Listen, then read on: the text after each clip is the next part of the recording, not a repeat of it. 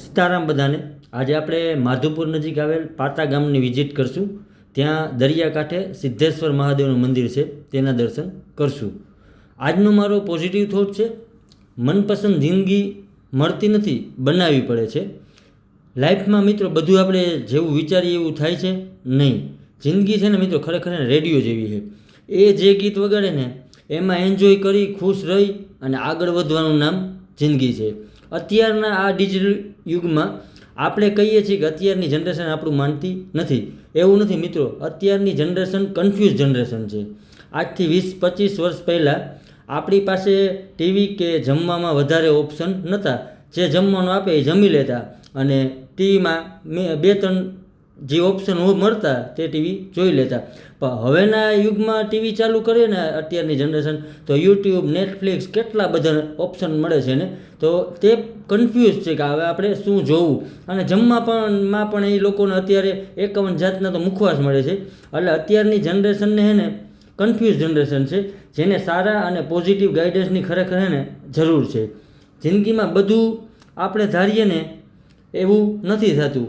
એનું નામ જ જીવન છે. કેમ કે સંઘર્ષ વિના મળેલી વસ્તુ કે સફળતા આપણે વધુ સમય નથી રહેતી. ખરેખર સફળતા શું છે, ધ્યેય પર પહોંચવું જરૂરી છે કે ધ્યેય સુધી પહોંચવા માટે જે રસ્તો મળે ને એનો આનંદ માણવો જરૂરી છે.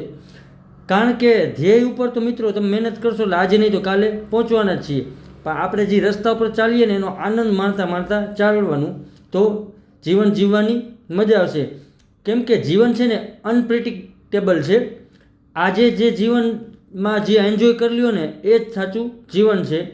અને જીવનમાં કંઈ પણ હોય ને મિત્રો એનું પરિવર્તન થશે, આજે નહીં તો કાલે. પણ પરિવર્તન સંસારનો નિયમ છે. જીવનમાં ખરેખર સુખી થવું હોય ને તો આ વાત હંમેશા એને યાદ રાખજો. જો આપણે કંઈ પણ ધારેલું હોય અને થઈ જાય તો ભગવાનની કૃપા, અને જો ના થાય તો ભગવાનની ઈચ્છા. આટલું ખાલી એક યાદ રાખી લ્યો. જીવન જીવવાની ખરેખર એને બહુ મજા આવશે.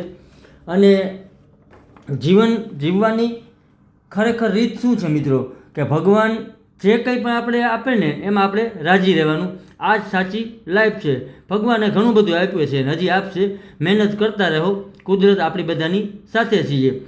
એટલા માટે જ મિત્રો કે જીવન અનમોલ છે, એને હરેક પળને હે ને આનંદથી જીવો. ખરેખર લાઈફ જીવવાની બહુ મજા આવશે. અને ભગવાનને ખાલી થેન્ક યુ કહેવાનું રોજ ઉઠીને કે ઘણું બધું આપ્યું, એટલે ઘણું છે. અને લાસ્ટમાં મિત્રો એટલું કહીશ કે જે કર્મમાં લખાયું હોય ને એ ભોગવવું જ પડે છે. મનપસંદ બધું મળે છે, પણ તેનો યોગ્ય સમય હોય ત્યારે મળે છે. થેન્ક યુ મિત્રો, મને જોવા અને સાંભળવા બદલ. નેક્સ્ટ વિડીયોમાં હું બીજો પોઝિટિવ થોટ લઈને આવું છું. મારી યુટ્યુબ ચેનલને લાઇક, શેર અને સબસ્ક્રાઈબ કરજો. અને મારા પેજને પણ ફોલો કરજો. Thank you all of you. અને મિત્રો મનપસંદ જિંદગી મળતી નથી, ખરેખર બનાવવી પડે છે. મહેનત કરતા રહો, જીવનમાં ઘણું બધું મળશે. પણ જ્યાં સુધી એનો સમય નહીં થાય ને ત્યાં સુધી નહીં મળે. એટલે બસ મહેનત આપણા હાથમાં છે. કર્મ કરતા રહ્યો, મહેનત કરતા રહ્યો, એક દિવસ જીવનમાં બધું મળશે.